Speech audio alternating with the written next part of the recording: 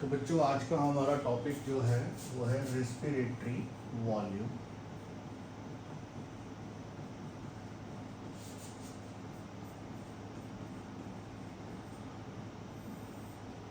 आसान टॉपिक है, बहुत इजीली समझ आएगा और यहाँ से क्वेश्चन बहुत बार नीट में आता भी है।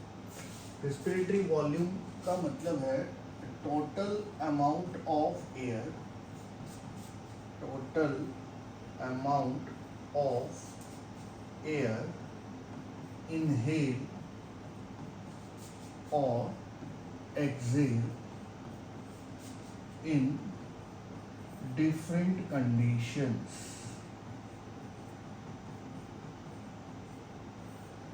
रेस्पिरेटरी वॉल्यूम में हम ये देखते हैं कि जो अमाउंट ऑफ एयर हम इनहेल कर रहे हैं या अमाउंट ऑफ एयर जो हम एक्सहेल कर रहे हैं अलग अलग कंडीशंस में, वो हम कितना इनहेल कर रहे हैं कितना एक्सहेल कर रहे हैं, तो उसके लिए अलग अलग वॉल्यूम्स बने हुए हैं। तो इसको मैं ग्राफिकल पैटर्न से भी आपको पढ़ाऊँगा। हालांकि एनसीईआरटी में वो ग्राफिकल पैटर्न दिया नहीं हुआ है। एनसीईआरटी तो हम पूरा कवर करेंगे ही, साथ में थोड़ा सा एक्स्ट्रा जो न्यूमेरिकल पार्ट होता है उस पर भी ध्यान देंगे। तो सबसे पहले एक ग्राफ मैं अभी बनाऊँगा इसका।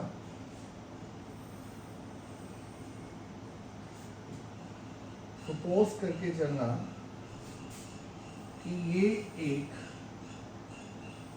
जो वैल्यू है ये अमाउंट ऑफ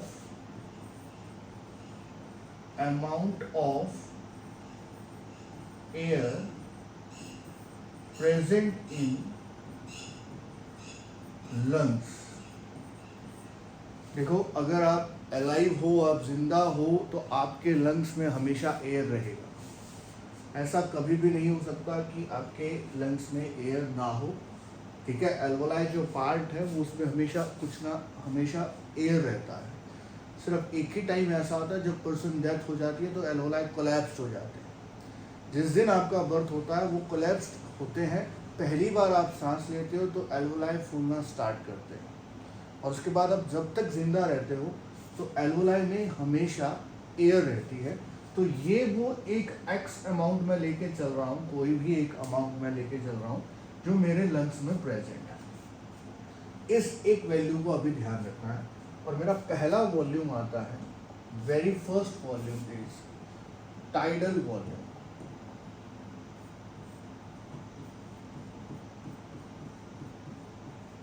टाइडल वॉल्यूम जो सबसे पहला रेस्पिरेटरी वॉल्यूम है, इसमें क्या होता है बेटा, अमाउंट ऑफ एयर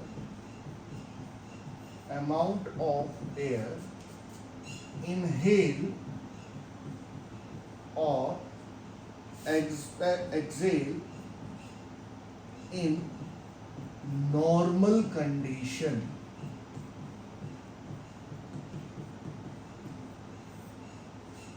कि हम जब बैठे हैं, हम जब सो रहे हैं, तो कितना अमाउंट मैंने इनहेल किया, कितना अमाउंट मैंने एक्सहेल किया। बैठना, सोना, नॉर्मली ये हमारी नॉर्मल कंडीशंस होती हैं। इस टाइम पर हम कितना इनहेल कर रहे हैं, कितना एक्सहेल कर रहे हैं, that is our tidal volume. वो हमारा टाइडल वॉल्यूम होगा। ध्यान देना, मैंने बोला ये जो अमाउंट है ये हमेशा हमारे लंग्स में प्रेजेंट है। अब मैं कुछ अमाउंट और इनहेल कर रहा हूँ, तो यानी कि ये वैल्यू इससे कहीं ज़्यादा होगी नॉर्मल वैल्यू से। यानी कि ये जो वैल्यू आई इनहेल करने की, और यही मैं नॉर्मल मान लो एक्सहेल करने की, तो ये मेरे लिए क्या हुआ, टाइडल वॉल्यूम। अभी जो येलो आपको कर्व दिखाई दे रही है, that is the value of air always present in lungs.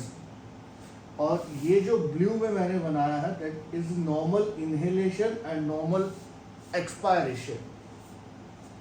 देखो, हम नॉर्मली 500 ml पर सेकेंड के हिसाब से टाइडल वॉल्यूम की वैल्यू आती है। 500 ml पर सेकेंड के हिसाब से टाइडल वॉल्यूम की ये वैल्यू है। तो मैंने जनरली क्वेश्चन पूछा, हर क्लास में पूछता हूँ कि अगर पर सेकेंड 500 ml टाइडल वॉल्यूम है तो 1 मिनट में टाइडल वॉल्यूम की वैल्यू क्या आएगी।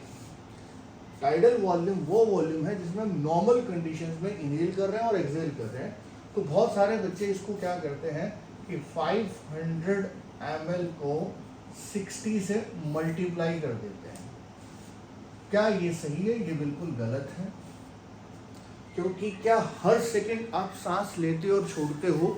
नहीं, हर सेकंड हम सांस थोड़ी ना लेते हैं और छोड़ते हैं। हम 1 मिनट में 12 से 16 बार सांस लेते और छोड़ते हैं नॉर्मल कंडीशंस में।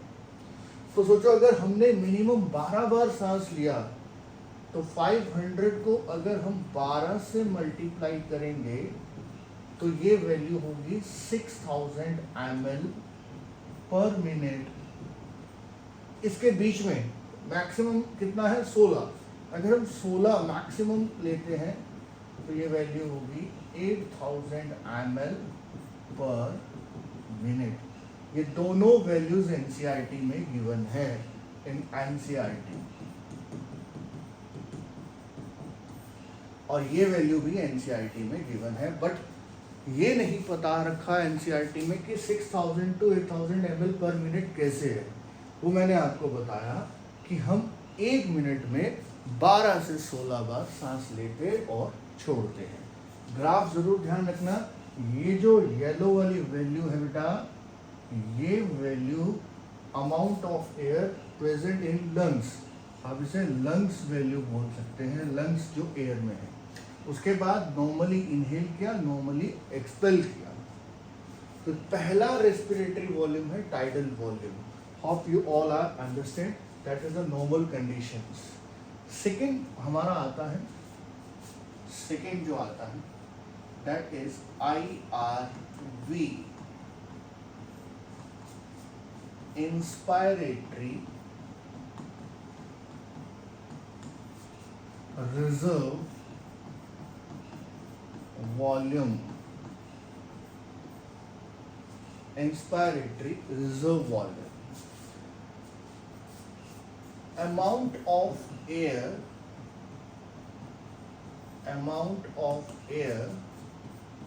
inhaled by forcibly, amount of air inhaled by forcibly। सब रामदेव बाबा को जानते हैं, सब देखते हैं कि वो प्राणायाम जो करवाते हैं वो फोर्सफुली सांस लेना, जैसे हमने फोर्सफुली सांस को अंदर लिया, एक अब बैठ के हम ले रहे हैं वो नॉर्मल है, लेकिन इसके अलावा फोर्सफुली इनहेल कर रहे हैं, तो वो जो फोर्सफुली इनहेलेशन है उसको हम बोलते हैं इंस्पायरेटरी रिजर्व वॉल्यूम। अब पीछे मैं ग्राफ में जाता हूँ। अब ग्राफिकली पैटर्न के हिसाब से अगर हम देखें, ये ब्लू लाइन जो एरो दिखा रखा है नॉर्मल इनहेलेशन, नीचे की तरफ नॉर्मल एक्सपायरेशन। अब सोचो, एक्सपायरेशन से पहले मैंने इनहेल नॉर्मल किया, उसके बाद फोर्सिबली किया, तो कहीं ना कहीं ये वैल्यू और ऊपर जाएगी, ये रही। यानी कि एक्स्ट्रा वॉल्यूम जो मैंने फोर्स लगा के लिया, ये ब्लू एरो नॉर्मल इनहेलेशन है और ये जो वाइट एरो है ये फोर्सिबली इनहेलेशन है, तो ये बनेगा IRV। इस blue in arrow upside is normal tidal volume and the white arrow is upside that forcible inhalation। तो IRV जो बोल रहा हूँ मैं वो forcibly inhalation को है। इसके लिए भी एक एवरेज वैल्यू है 2500 ml to 3000 ml। हम फोर्स लगा के इतना एक्स्ट्रा वॉल्यूम ऑफ एयर को इनहेल कर सकते हैं। थर्ड वॉल्यूम जो आता बेटा, थर्ड वॉल्यूम दैट इज इसका अपोजिट ERV, एक्सपायरेटरी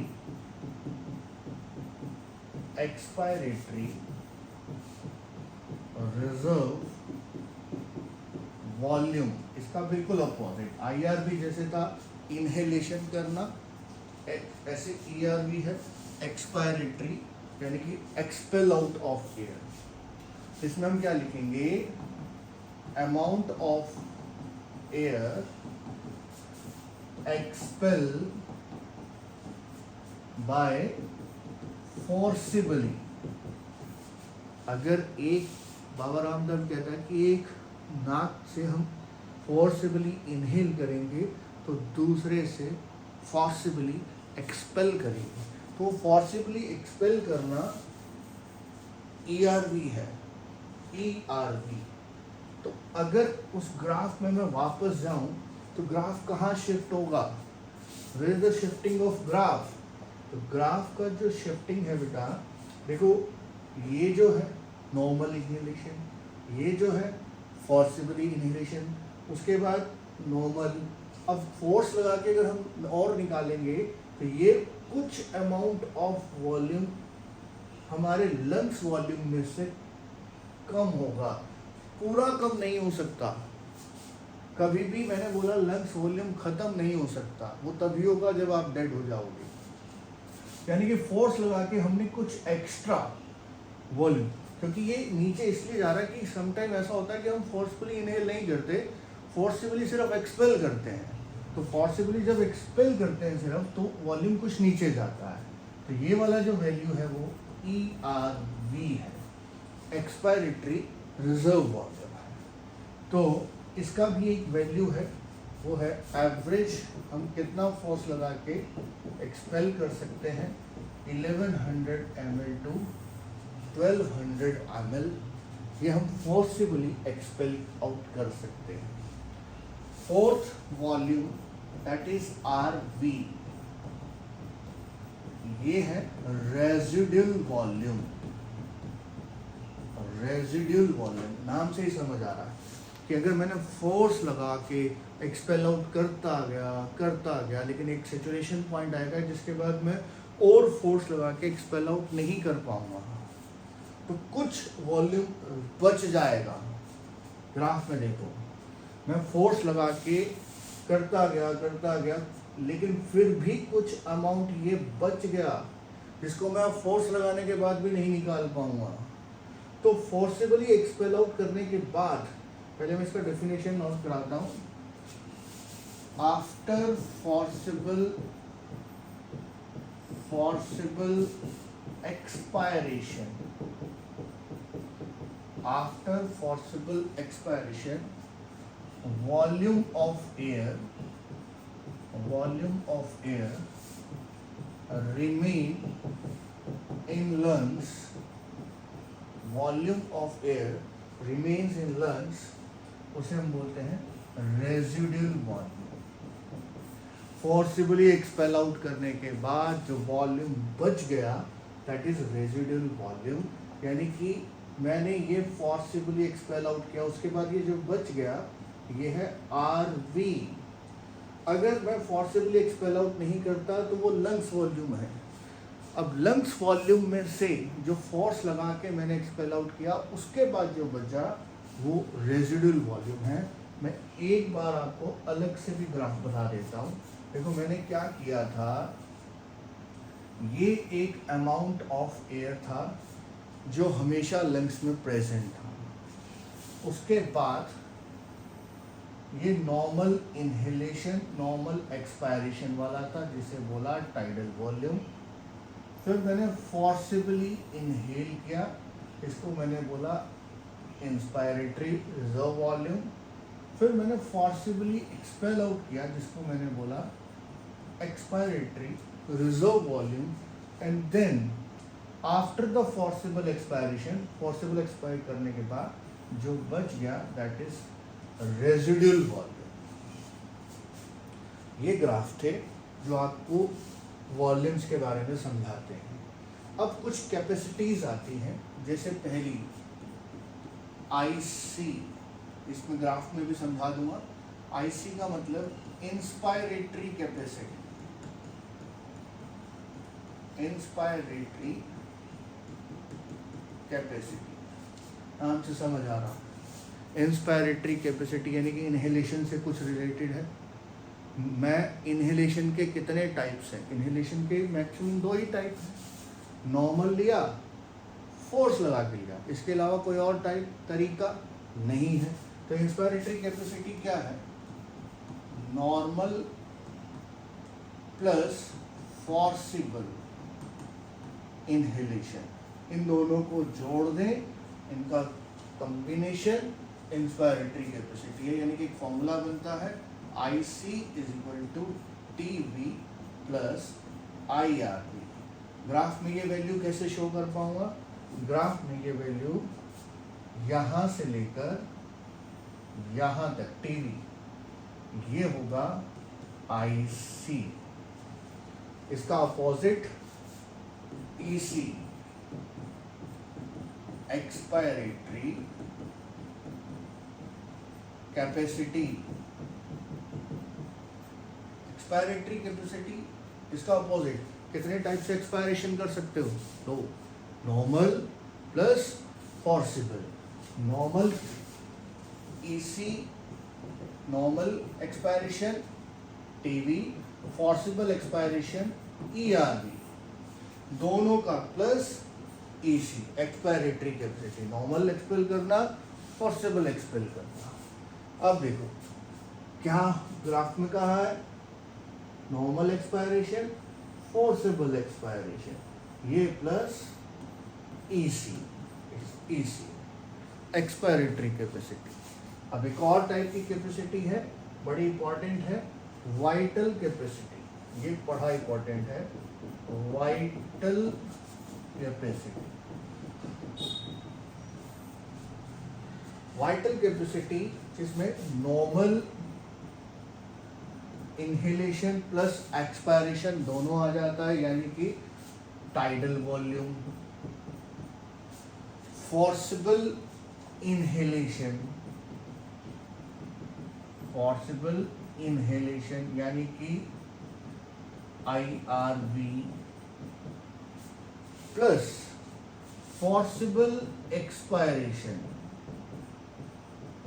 यानी कि ERV, इनका sum vital capacity. Tidal volume normal inhalation, normal expiration, IRB normal forcible inhalation, ERB forcible expiration. यानी कि ये कहाँ होगा? ये पूरा होगा, ये होगा हमारे लिए vital capacity, IRB, TV, ERB तक। And one is the last capacity is TLC, it's total lungs capacity, total lungs capacity।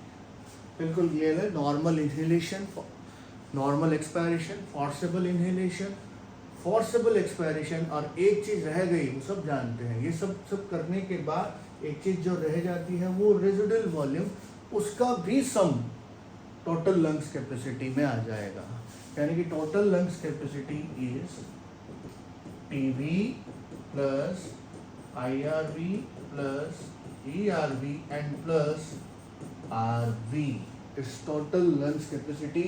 यानी कि this is the complete graph, this complete graph is TLC, total lungs capacity.